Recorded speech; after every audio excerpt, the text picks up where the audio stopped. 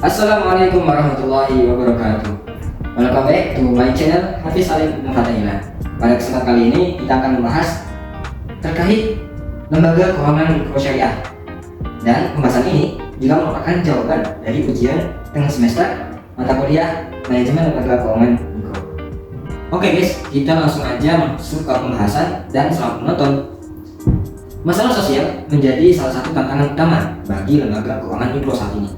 Contohnya keberadaan rentenir hingga black campaign yang menyebabkan persaingan tidak sehat di lapangan. Salah satu kasusnya yakni seperti kasus Direktur Operasional salah satu lembaga keuangan mikro PT Mitra Bisnis Keluarga atau MBK, Fethullah Ahmad Ramadhani, menyampaikan kasus sempat terjadi di Garut, Jawa Barat pada tahun 2015 dan menyebabkan kerugian hingga 14 miliar. Tentu hal ini sangat tidak sedikit jumlahnya. Dan ternyata kasus sosial ini tidak hanya terjadi di wilayah Garut, tapi terjadi juga di wilayah lain.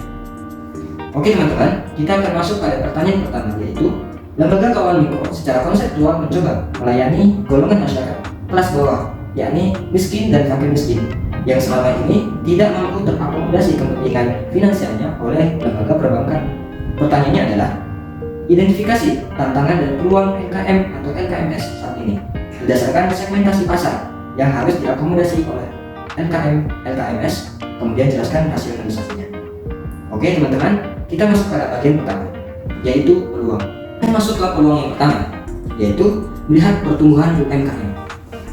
Pertumbuhan UMKM yang sangat signifikan di masyarakat, seperti yang kita tahu, salah satu kendala utamanya adalah masalah modal dan sulitnya mendapatkan dukungan dari lembaga-lembaga keuangan seperti perbankan. Oleh karena itu, pada kesempatan ini LKM dan LKMS memiliki peluang yang sangat besar untuk memberikan pembiayaan kepada UMKM yang membutuhkan. Peluang yang kedua yaitu datang dari perkembangan teknologi keuangan, terutama yang kita kenal dengan istilah financial technology atau fintech. Seperti yang kita tahu, teknologi saat ini telah berkembang sangat pesat dan banyak masyarakat yang kini menggunakan smartphone. Hal ini memanfaatkan aplikasi yang mudah. Hal ini membuka peluang untuk lembaga keuangan mikro syariah karena kita dapat memanfaatkan aplikasi yang mudah digunakan untuk membangun jaringan antar nasabah dan memberikan informasi yang mudah tentang produk yang ditawarkan oleh lembaga keuangan mikro, baik yang bersifat konvensional maupun yang bersifat syariah. Memasuki peluang ketiga, yaitu pemanfaatan zakat, infak, dan sedekah atau lebih dikenal dengan ZIS. Sedikitnya pemanfaatan ZIS oleh lembaga amal zakat Indonesia, meskipun masyarakat mayoritas Indonesia itu beragama Islam dengan tingkat penghasilan menengah ke atas, potensi ini belum sepenuhnya dimanfaatkan. Tantangannya adalah bagaimana lembaga amil zakat dapat mengelola dana ZIS secara efektif dan efisien dan membantu perekonomian masyarakat. Salah satu solusi yang diusulkan adalah penyaluran zakat produktif melalui lembaga keuangan mikro syariah. Dengan demikian, lembaga amil zakat dan lembaga keuangan mikro syariah dapat bekerja sama untuk memberdayakan masyarakat melalui pemanfaatan dana ZIS. Peluang keempat ini datang dari karakteristik masyarakat Indonesia yang cenderung lebih memilih pembelian barang secara kredit. Tentu hal ini membuka peluang besar bagi lembaga keuangan mikro untuk terlibat dalam bermasyarakat. Kita akan melanjutkan pembahasan terkait dengan tantangan. Apa sih tantangan keuangan mikro syariah? Tantangan yang pertama yaitu dinamika sektor keuangan di Indonesia belum menjadikan keuangan mikro sebagai elemen utama dalam pembangunan ekonomi. Tantangan yang kedua terletak pada legalitas dan regulasi, khususnya untuk lembaga keuangan mikro syariah, terutama BMT.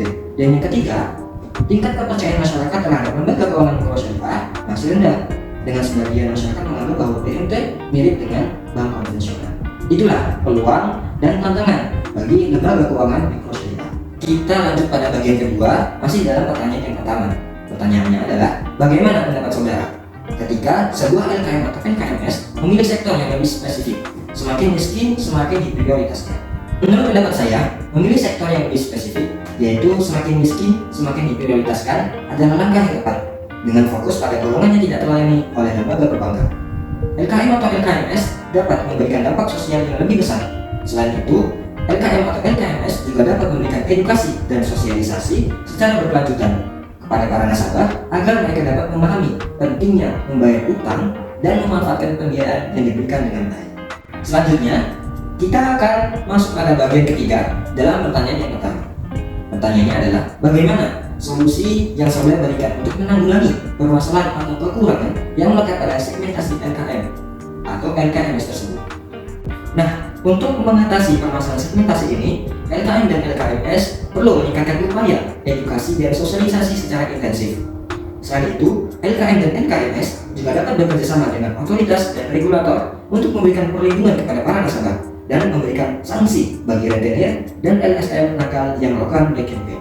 Kita lanjut pada pertanyaan kedua, yaitu eksistensi pesaing LKM dan LKMS dalam konteks artikel tersebut telah berperilaku cukup merugikan, baik secara nilai, konsepsi, sama saja untuk semua lembaga maupun secara ekonomi, menghasilkan kerugian berupa pembiayaan yang macet.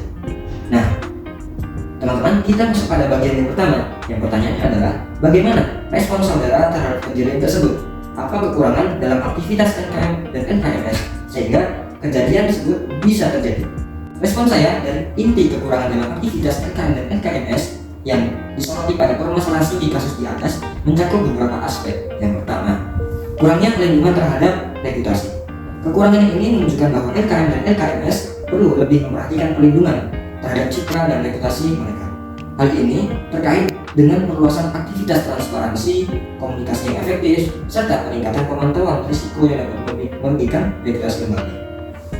Permasalahan pada aspek yang kedua yaitu kurangnya edukasi dan sosialisasi.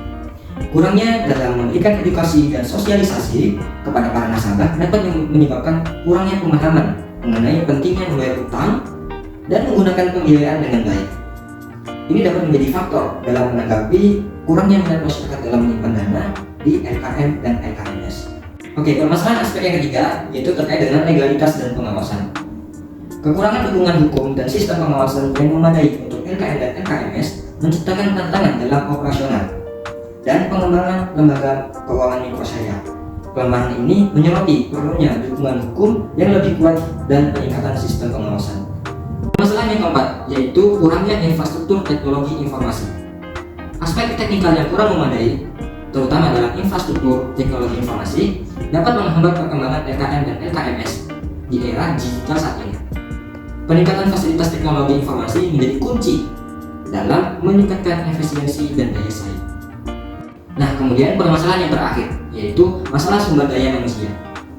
Tingginya orientasi pasukan supply oriented dalam kekurangan sumber daya manusia yang terdidik dan profesional menciptakan hambatan dalam kemajuan LKM dan LKMS. Diperlukan investasi dalam pendidikan dan pelatihan untuk menciptakan SDM yang berkualitas. Intinya, LKM dan LKMS perlu fokus pada pembenahan dalam perlindungan regulasi, edukasi nasabah, dukungan hukum, infrastruktur teknologi, dan pengembangan sumber daya manusia agar dapat mengatasi tantangan yang dihadapi dan meningkatkan kinerja lembaga.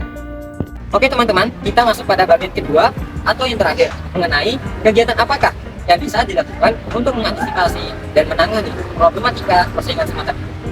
Menurut saya, untuk mengatasi tantangan persaingan yang tidak sehat, Lembaga Keuangan Mikro atau LKM dapat mengimplementasikan berbagai kegiatan yang mendukung penguatan identitas dan integritas lembaga. Yang pertama, pemberdayaan citra melalui penekanan pada nilai-nilai transparansi, integritas, legalitas menjadi kunci dalam membedakan LKM dan LKMS dari pesaing ilegal. Dukungan dari otoritas keuangan dan regulator juga sangat penting untuk memberikan perlindungan hukum terhadap hasutan dan kampanye negatif. Kemudian, kegiatan yang mendukung yang kedua adalah kegiatan edukasi masyarakat merupakan strategi efektif lainnya. Kampanye inisiatif dapat memberikan pemahaman yang lebih baik kepada masyarakat mengenai peran dan manfaat LKM dan LKMS yang legal. Sejauh ini, penekanan pada program syariah jika ada dapat memberikan dan memperkuat legitimasi lembaga di mata masyarakat. Kegiatan mendukung yang ketiga yaitu kerjasama dengan LSM dan komunitas lokal menjadi aspek penting dalam membangun lingkungan masyarakat.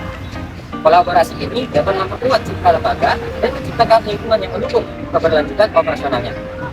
Seiring dengan itu, penilaian risiko berkala dan pemantauan media sosial dapat membantu LKM dan LKMS mengidentifikasi potensi ancaman dan memberikan respon yang cepat.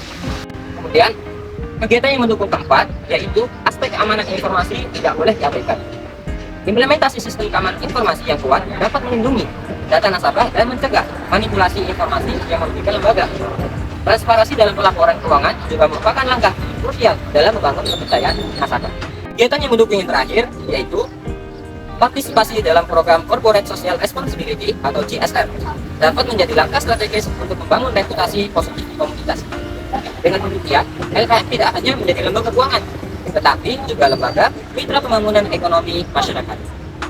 Melalui pendekatan holistik ini, LKM dan LKMS dapat memperkuat posisinya, mengurangi risiko, dan memberikan respon yang efektif terhadap persaingan yang tidak sehat di pasar keuangan itu. Oke teman-teman, mungkin pada kesempatan kali ini itu aja yang bisa aku sampaikan. Semoga apa yang aku sampaikan bisa bermanfaat pada diri saya pribadi dan bagi teman-teman semua. Terima kasih sudah berkenan menyimak. Wassalamualaikum warahmatullahi wabarakatuh.